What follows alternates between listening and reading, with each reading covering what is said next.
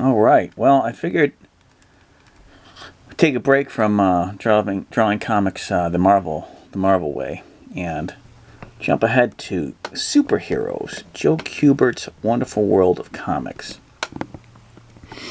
And what's great about this? You got late. I'm sorry. I'm not sure if he's. I shouldn't say late. I'm not sure if he's still alive or not. I hope he's alive. Joe Kubert here.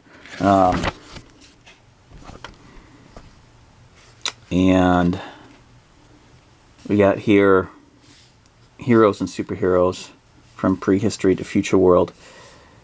Superheroes in 3 dimensions. Emotion and motion. And we got creating characters with style.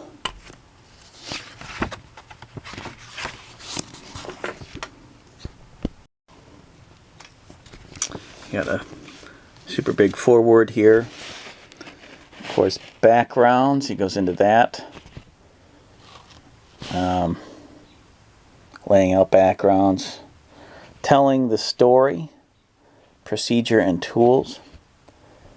The creative process. Ragman storyboards, which is something I do a lot. Storyboard all my pages.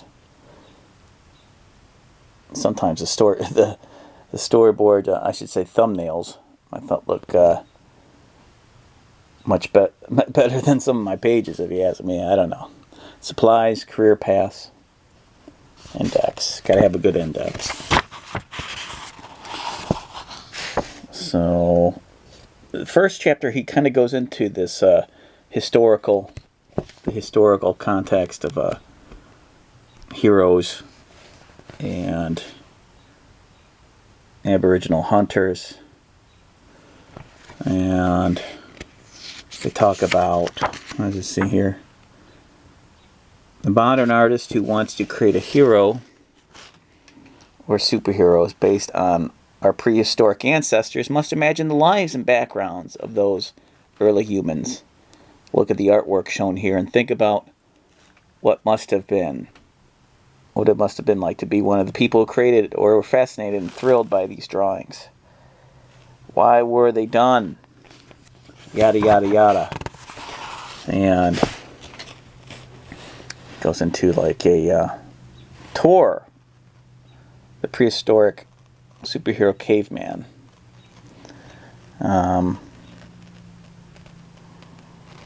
And talks about tour walks, how he strides and walks with a heavy stride, leaning forward.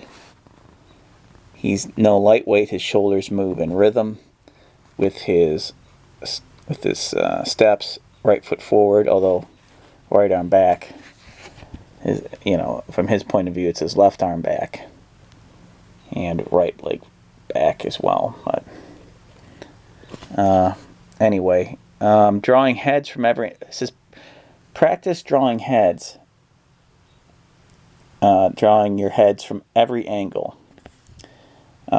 Notice how the relative proportions of the features change depending on the angle of view. So that's something I'm going to go into now. Is for practice. See the 3 lines there? It's basically you got the cross that goes down the middle. I would draw that, but he's such a pro. He just does the 3 lines going across. Smaller distance between the nose and the mouth, of course, and double the amount from the mouth to the chin, to the profile, and down. So you're constantly moving, you're constantly changing angles of, depending on where the camera, I should say, or the panel is looking. And you want to change different angles for dramatic effect. If you want someone to come off a little bit more, maybe larger than life or more sinister, you probably want once in a while to have a shot from below looking up at them. It's just one way of looking at it. So let's do a practice round with that. That's what he's talking about. And let me just bookmark that page. So let's say we're going to have maybe somebody with their head that way, looking this way, so cocked a bit. So I would do a cross. All right, like right there.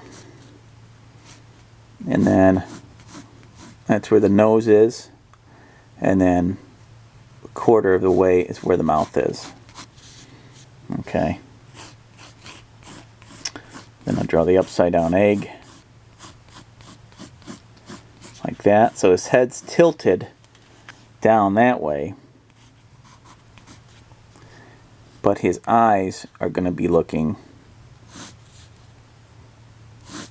that way, or they could look that way.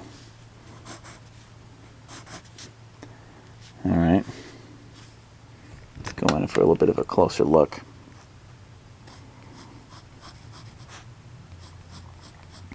So this could signify some kind of a, with his head lowered like that, a covert kind of threat.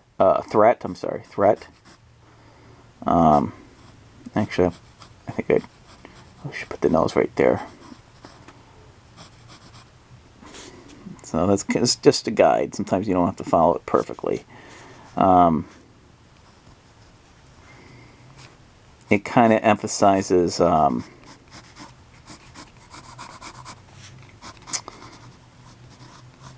somebody deep and some kind of plan or some kind of thought, premeditation here, with a lot of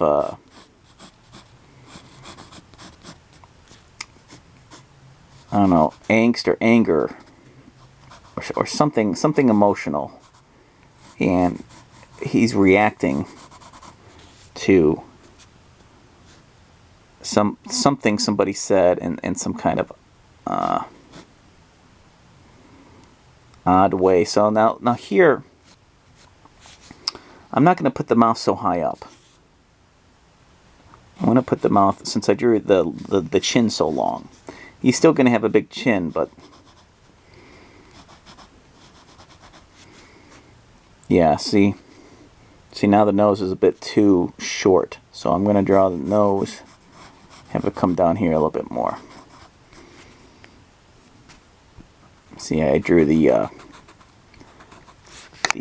oval a little bit long, so I got to make up for that. So he's got a big schnoz, real big schnoz from that. That's okay. That's kind of feeling a character out sometimes. This is a brand new character I'm drawing.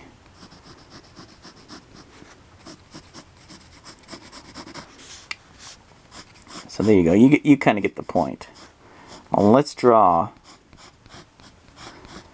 this guy from a different angle and see what kind of mood comes out of it. Let's see here. Let's do maybe from below, looking as he's looking up. Again, larger than life. Where are you going to put the three lines? Right here. 2, 3. So you're going to get a lot more of the chin, the lower chin, underneath a little bit of the neck there.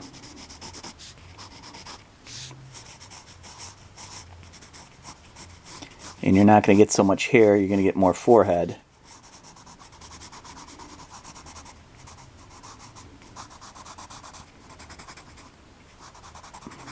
Because we're down here looking up.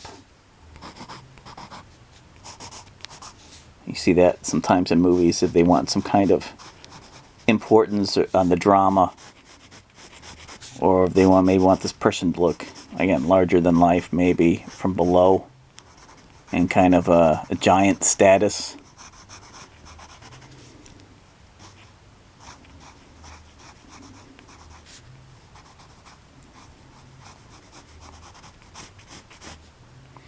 So that means the nose, we're going to get the bottom of the nose too.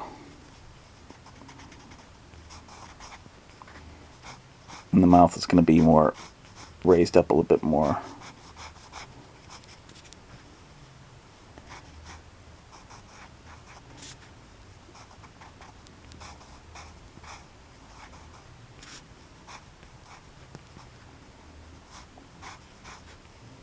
But see how everything's just kind of like that, curved that way. His eyes, his lids. It's because it's the angle that we're looking up. We're looking up the nose angle, kind of. For lack of a better term, his neck's still a little wonky. Again, this is why we practice. We feel it out.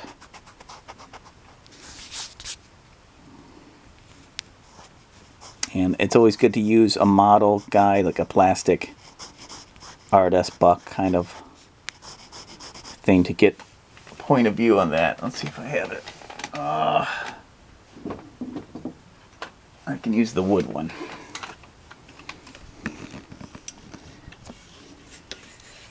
I don't have my buck on me right now, so this is the kind of angle. The up the nose angle there. So yeah. And notice how the lines drive where the eyes go. There a bit. So that could be something you practice. You know, turn the head like a three-dimensional model. You know, maybe you just want, he's looking up at the sky or something. Never forget where the chin is when you draw that upside down egg.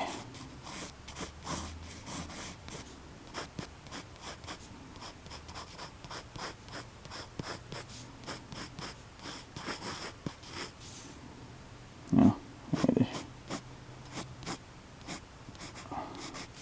Again, draw really light so you can erase these lines real easily.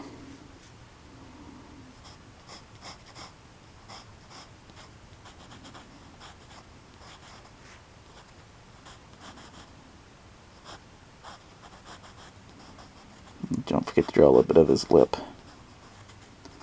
on the edge there.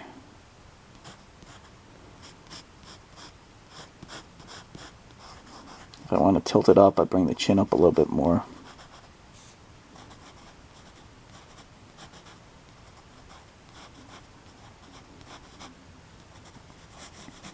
Again, this is not perfect by any means.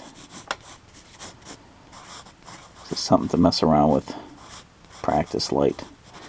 Alright, so practice those. You know, moving the head around with that cross on it with 3 lines, and just do that again and again. Do that for at least 10 seconds and see where you go from there. Alright, thanks for watching. Remember, it's only 10 seconds a day.